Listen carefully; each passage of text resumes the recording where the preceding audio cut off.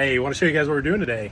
So today we're working on a John Deere S670, putting in a YieldSense kit from Precision Planting.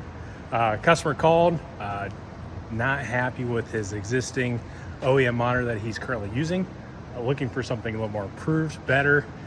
He said he was at the point where he wasn't even calibrating or even looking at his OEM display. So trying to improve that, get a new system put back in. So I want to show you a little bit what we're working on here.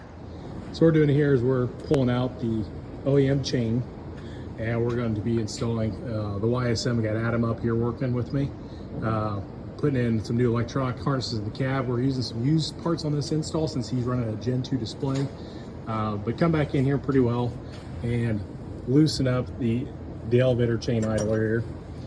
Loosen that up, spin the chain around until you can find the OEM splice and pull that apart. This next part where it gets a little fun. You can see I got my my welding jacket on. We're doing a lot of grinding here, but down here below me, we're coming into the OEM system, and on this John Deere 670, got the flow meter here. It's looking pretty good shape. Gotta stick that on. One thing that I do differently, a lot of guys don't always do, is when you come up here, the instructions tell you to drill these 3 holes. And tell you what, I can never drill these 3 straight. I'm just always off. So what I do is I drill tap my first hole, which I've done over here already. I cut out the steel, mount my flow meter on that hole, put my bolt in that middle hole there, and then I'll drill and tap the second hole, put the bolt in it, drill tap the third hole, put the bolt in it. That way you're always running true on those. Now we're gonna be heading down to the cab here. Climb down the back ladder, shoot on over here. So once again, this is an S670. Not a lot of difference, but a little difference. 700 series combines are easier to install because you don't have to cut a hole, they have a replaceable plate. But in here, sit down. Customer wanted clear visibility of his mirror and of his side here window so he can see traffic as he's driving down the road. So 2020, let's see if I can get this right. He's gonna go up here in this front corner. iPad's gonna go over here in the corner over here on the side, run the cable up and the trim. And the one thing that we do for this sometimes, so I'm just a Rambo guy. I don't like suction cups. I hate suction cups. So right up here, I'll show you, in this steel lip here that runs across the window, I just take a ram ball, put it up there, 2 self-tappers, and you can mount this ball wherever you want.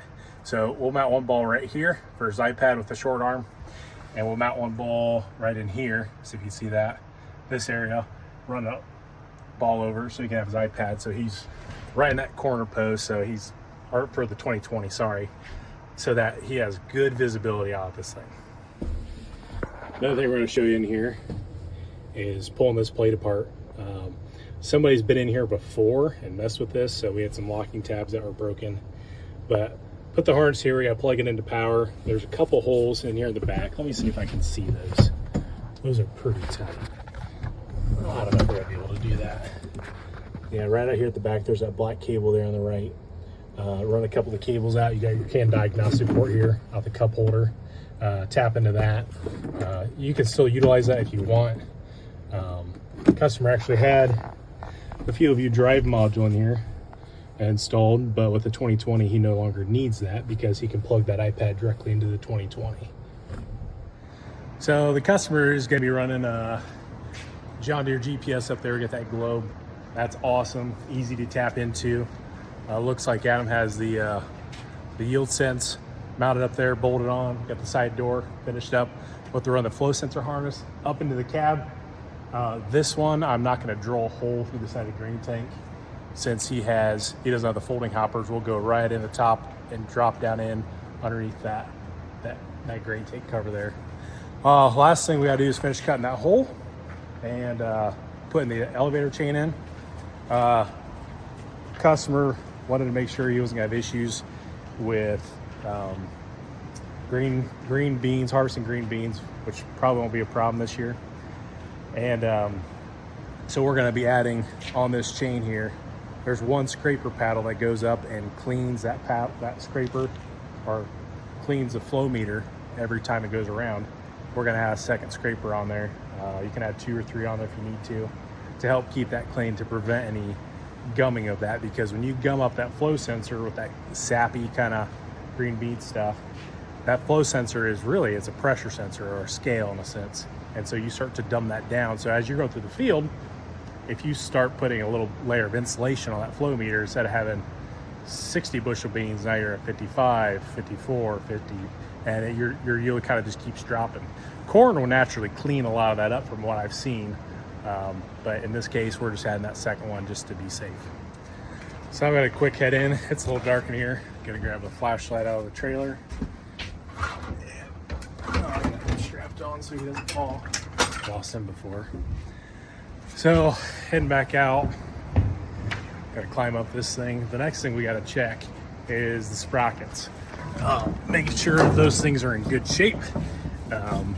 Make sure that those are sharp. I've seen those things be razor sharp. They're so worn. Throwing a new chain on there will probably just prematurely wear that out. So we'll come in here and let me change this screen for a second. Come on in. Oh yes, that is brand spanking new. About, it's maybe a year or 2 old. That's not too bad. It still looks like it's in pretty good shape. So for today, customer wants to get running tomorrow morning. I don't have time to put a new sprocket on, but he's still in pretty good shape, so we're gonna let him go this time. But I've seen that square knob on top be completely gone before, to where I nearly cut myself on it. So this guy's looking in tip-top shape. So what we're doing here now is got the belt off for the elevator chain so we can spin that. Clean this whole place up, and got my sticker on here. Already drilled and tapped my first hole for my flow meter, which I got sitting over the side here. I'll show you in a second. And clean this up, got my tape on. I'm starting to grind here. Just gonna start grinding through the sides. And I grind the edges. Always keep a good blade on here, especially when you wanted to cut the edges here. The larger blade, the shallower you have to cut this way to get a full cut through the steel. Take your time, don't grind it down. And I like to rock that grinder back and forth so you don't heat that stainless up too much.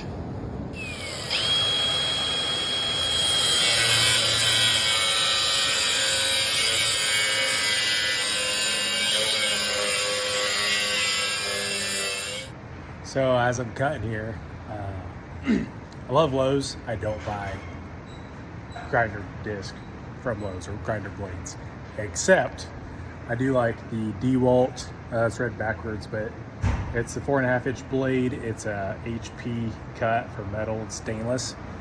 I don't know what these are. These work really well in stainless. As you can see here, I don't know if you can see here or not, I've cut out this whole side, that whole side, and 3/4 of this side.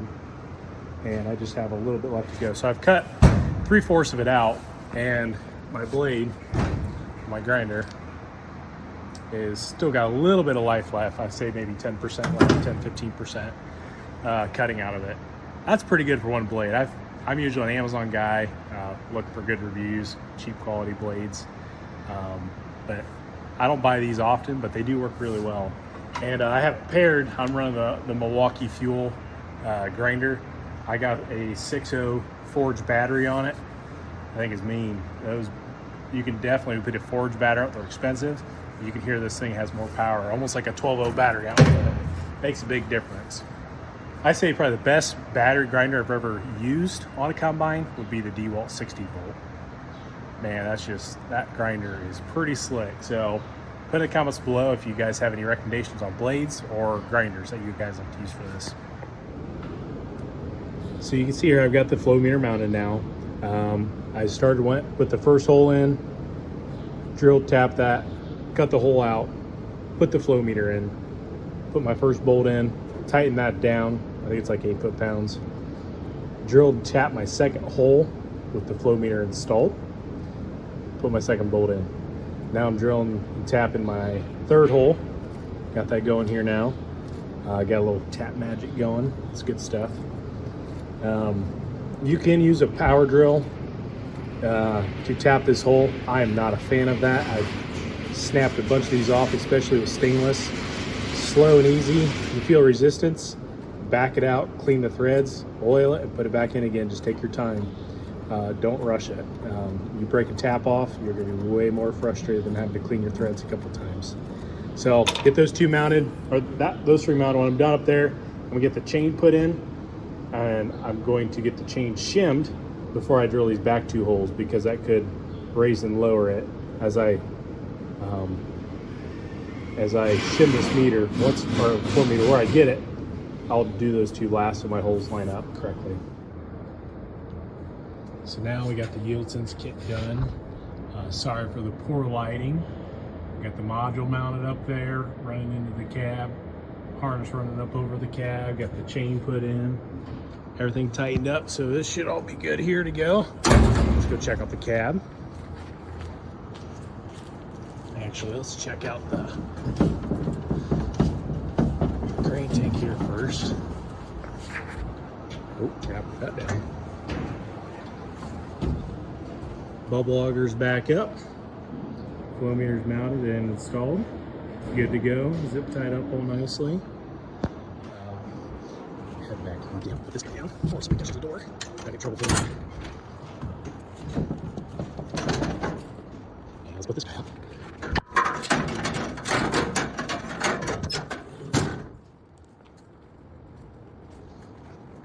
Ooh, he's got devastators. Nice. Heading into the cab here. Cable mounted up. Display in. Make sure she all fires up good.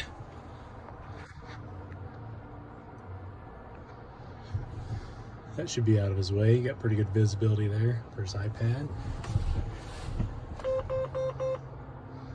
Oh yeah, this is gonna be nice. As slow as it can be, typical for 2020. But they get there, they do. That's good.